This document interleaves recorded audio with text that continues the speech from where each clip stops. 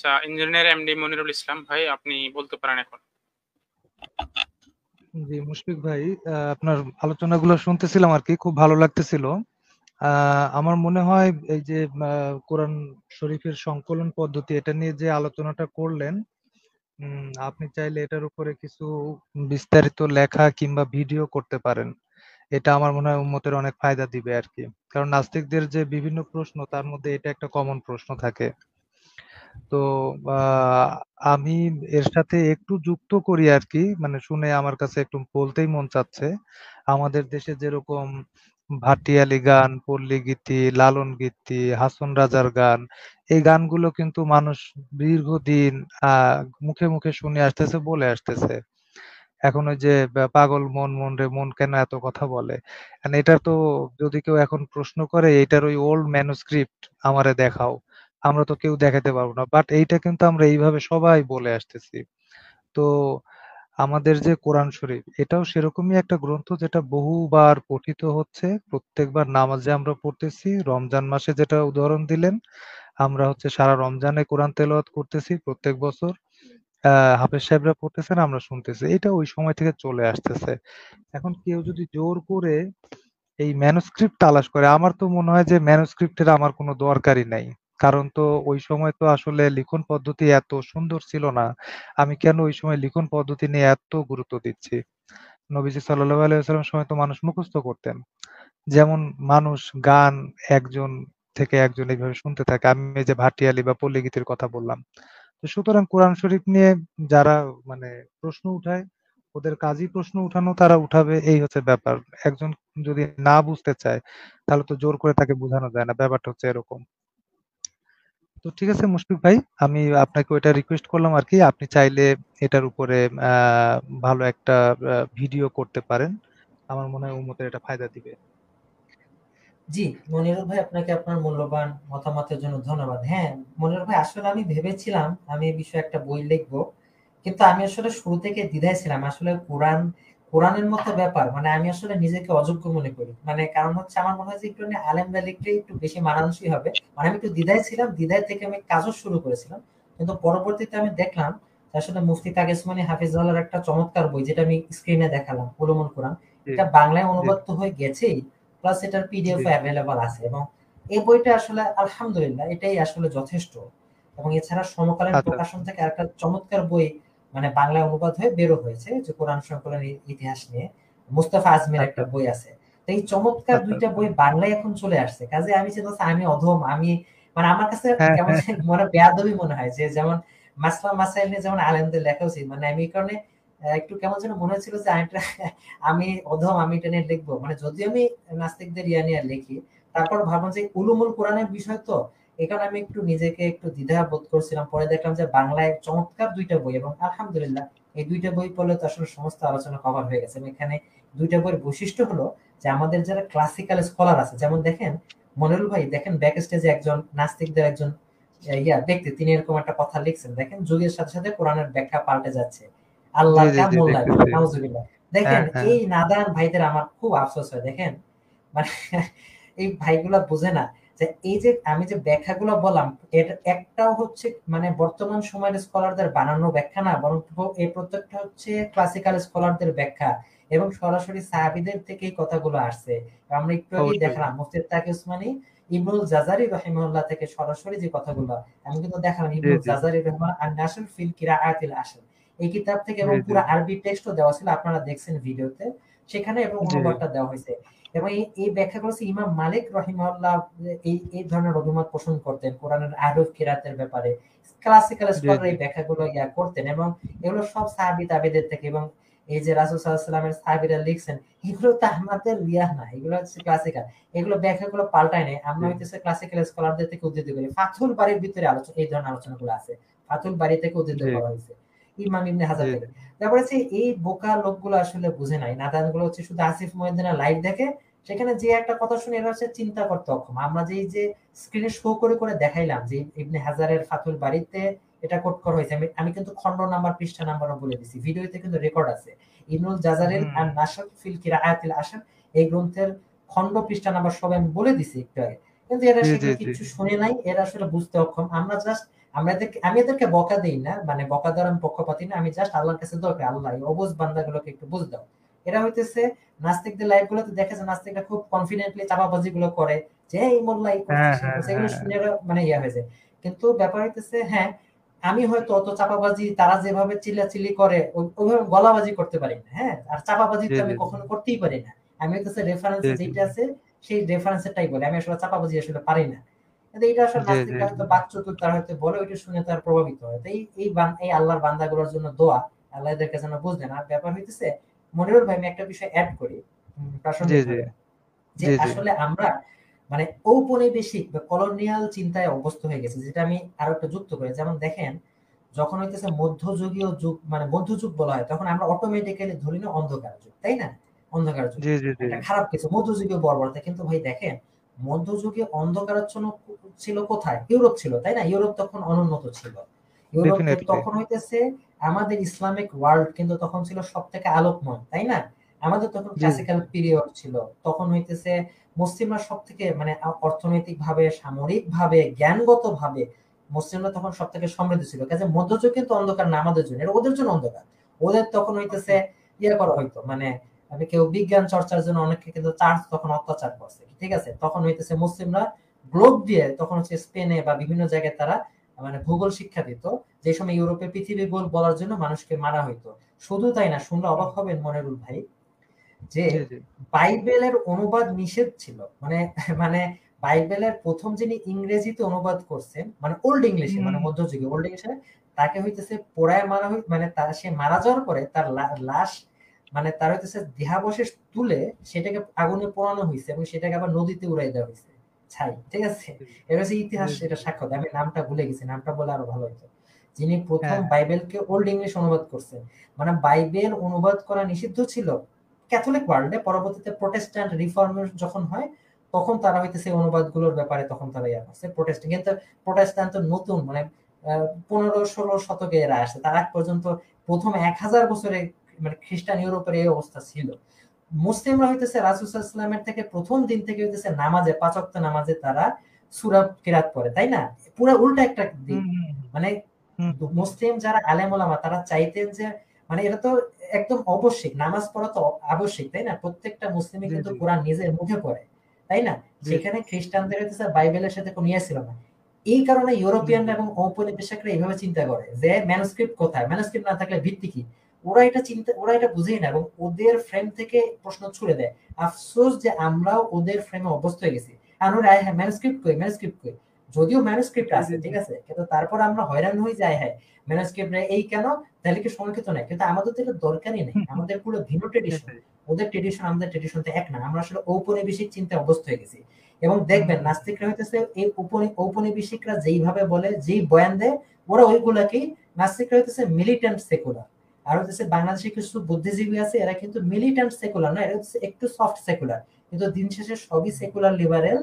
কেউ মুখে বইলা নাস্তিক, কেউ মুখে সরাসরি বইলা নাস্তিক না, কিন্তু তাদের আকীদা মানহাজ সব ওই ঔপনিবেশ, সবই হচ্ছে ইউরোপ থেকে আসছে, সবই এনলাইটেনমেন্ট পিরিয়ডে ইউরোপে যে দার্শনিকরা আসছিল তাদের যে চিন্তা চেতনা, যে আমাদের অপরের অনুমতি নিতে হবে, মানে জি জি হার্ম জি প্রিন্সিপাল, তারপর হইতেছে এইটা করে, এইটা হচ্ছে নৈতিক।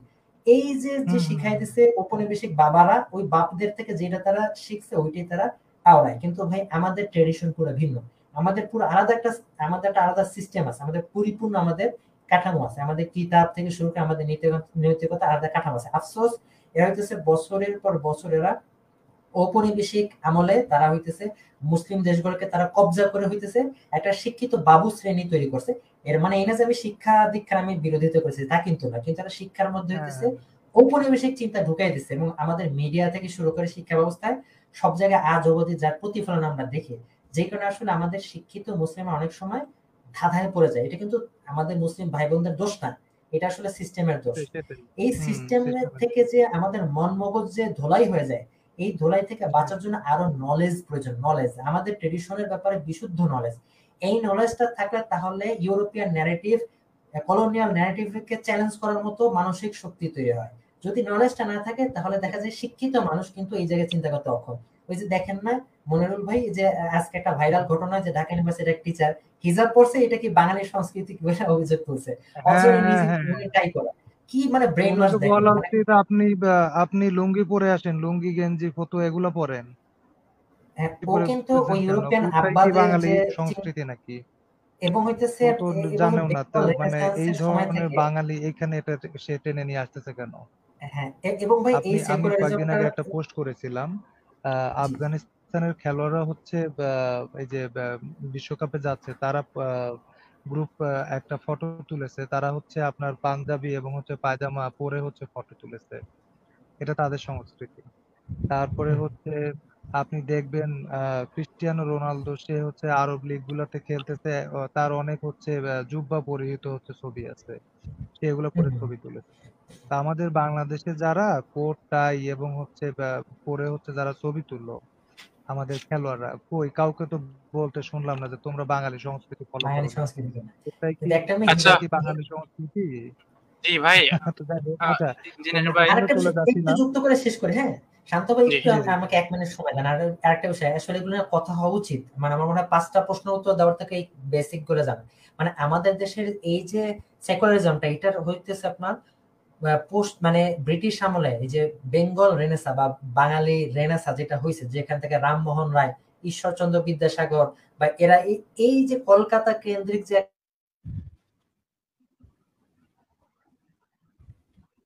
মিনার ভাই, আপনাকে শোনা যাচ্ছে না। ভাই হ্যাঁ, মনিরুল বিনয় ইসলাম ভাই, ভাই, আপনি কি হ্যাঁ, আমাকে শুনতে পাচ্ছেন? একটা জি, মানে হ্যাঁ শুনতে সেকুলারিজম একটা পাচ্ছি। বাঙালি ভার্সন, কেরানি ভার্সন। জি জি, শোনা যাচ্ছে এখন।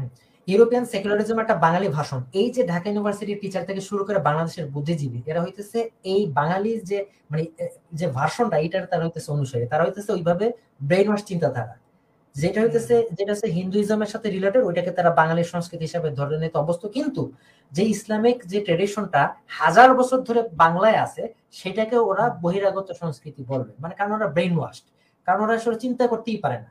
আর বঙ্গীয় নাস্তিকরা তারা সরাসরি ইউরোপ থেকে তারা উচ্ছিষ্ট নেয়, তারা হইতেছে আরেকটু এক ধাপ আগানো, তারা সেকুলার। তো যাই হোক, এই বিষয়গুলো না আমাদেরকে জানতে হবে, এবং তাদের যে এই ভ্রান্তি, তাদের যে অসরত, এগুলোকে আসলে আমাদের পাল্টা চ্যালেঞ্জ করতে হবে। আমরা অনেক সময় ওরা একটা প্রশ্ন তুলে সেটা উত্তরের জন্য আমরা হয়রান হয়ে যাই, কিন্তু আমাদেরকে ওদের শিকড়টাও জানতে হবে। তো ঠিক আছে, আমি আর আলোচনা বাড়াবো না, যেহেতু আমাদের আসলে অনেকে ব্যাকস্টেজ অপেক্ষা হ্যাঁ করতেছে, আমি মাসুদ এখানে ভাই, এই এই বিষয়ে আমি জাস্ট 1 মিনিট সময় নেই, 1 মিনিটে আমি কয়েকটা কথা বলি। সেটা হলো, আপনি প্রথমে যেটা বলেছিলেন যে এই অনেক বিষয় আমরা আসলে বলতে বা লিখতে চাই না। তো সত্যি কথা বলতে কি, আমি নিজেও ব্যক্তিগতভাবে এরকমই চিন্তা করতাম যে এগুলো হচ্ছে ওলামায়ে কেরামের বিষয়, তাদেরই কথা বলা উচিত। এবং আমাদের পূর্বসূরি যারা, যেমন ইমাম আবু হানিফা রহমতুল্লাহ আলাইহ, ওনাকে দেখবেন অনেক নাস্তিকদের সাথে উনি ডিবেট করতেছেন, অনেক ঘটনা আছে। তো এখন হয়েছে কি, এখন আমাদের ওলামায়ে কেরামদেরকে যতটা না ফিকহি বিভিন্ন বিষয় নিয়ে কথা বলতে দেখা যায়, নিজেদের অভ্যন্তরীণ মাসলাকগত বিষয় নিয়ে যতটা কথা বলতে দেখা যায়, ততটা কিন্তু আসলে অন্য অমুসলিম, যদি আমি এক কথায় বলি, কিংবা নাস্তিকের কথা বলি, তাদের সাথে কিন্তু তাদেরকে কিভাবে বোঝানো যায় সেটার ব্যাপারে দেখা যায় যে একটু হয়তো চেষ্টা বা মেহনত বা তাদের সাথে যে আলোচনা, এটার পরিমাণটা একটু কম।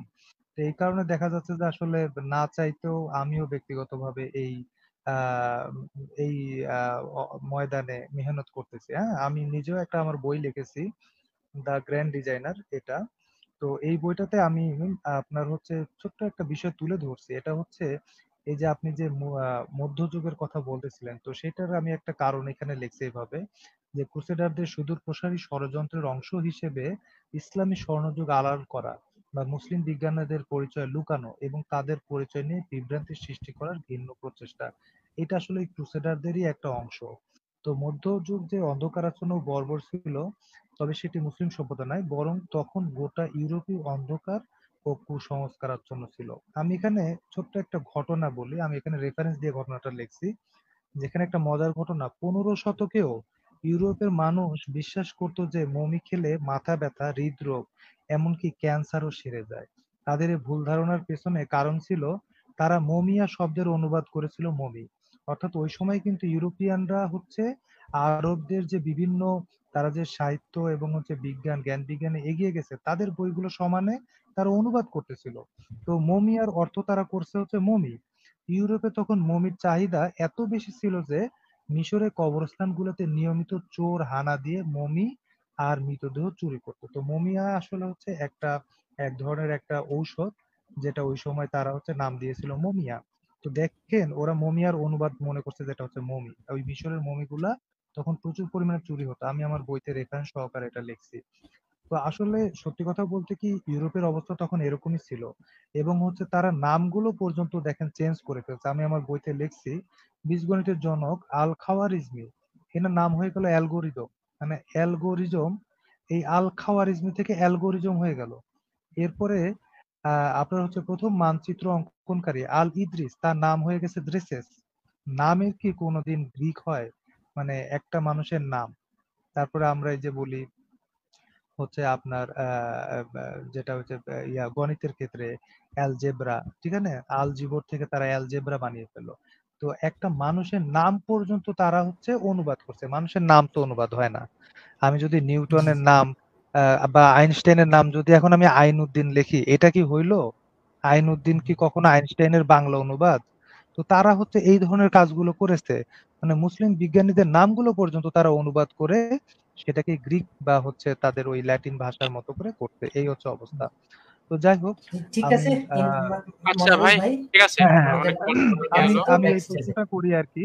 আমি যে প্রশ্নটা করতে চেয়েছিলাম সেটা হলো নাস্তিকদের না না একটা ভাই, বড় আজকে প্রশ্ন। না না না ইঞ্জিনিয়ার ভাই, আজকে আর প্রশ্ন নিচ্ছি না, আমরা আসলে আচ্ছা। শেষ করব শেষ দিকে। আপনি আরেকদিন আসেন ও প্রশ্নটা আচ্ছা নিয়ে, আচ্ছা আজকে তো আচ্ছা। অনেক আলোচনা হয়ে গেল। আসলে ব্যাক আচ্ছা, স্টেজে তাহলে অনেকে একটু বসে আধা বসে মিনিট মুশফিক ভাই, আপনার সাথে মনে হয় আজকেই প্রথম আলোচনা হচ্ছে। আপনি কুয়েটের কততম ব্যাচ? আমি 09 ব্যাচ ছিলাম ভাই। পার্সোনাল বিষয় আমরা ইনবক্সে আলোচনা করবো। আমি 09 ব্যাচ ছিলাম। পার্সোনাল বিষয় আমরা ওকে, লাইভে না, আমরা আচ্ছা ইনবক্সে কথা আচ্ছা, বলবো। ঠিক আছে, আমি আমি 07 ব্যাচ আর কি। ঠিক আছে, ওকে, ধন্যবাদ। আপনিও কুয়েটের মনিরুল ভাই? আপনি কুয়েটের? হ্যাঁ, আমি কুয়েটের, আমি ও 07। আচ্ছা আচ্ছা। ও আচ্ছা আচ্ছা, আমি 09। আচ্ছা ঠিক আছে ভাই, আচ্ছা আচ্ছা, এসব বিষয়ে আমরা ইসা আসবো। তা আজকের মতো আমরা তাহলে ইয়ে করি, আমাদের যেহেতু ওকে ব্যাক স্টেজে আরো জি জি, ওকে ঠিক ওকে আছে ওকে ভাই, ওকে অন্য কোনো স্ট্রিমে আবার কথা হবে আপনার সাথে। ভালো থাকবেন। আসসালামু আলাইকুম ওকে। রহমতুল্লাহ। হ্যাঁ, ওয়ালাইকুম আসসালাম রহমতুল্লাহ। ও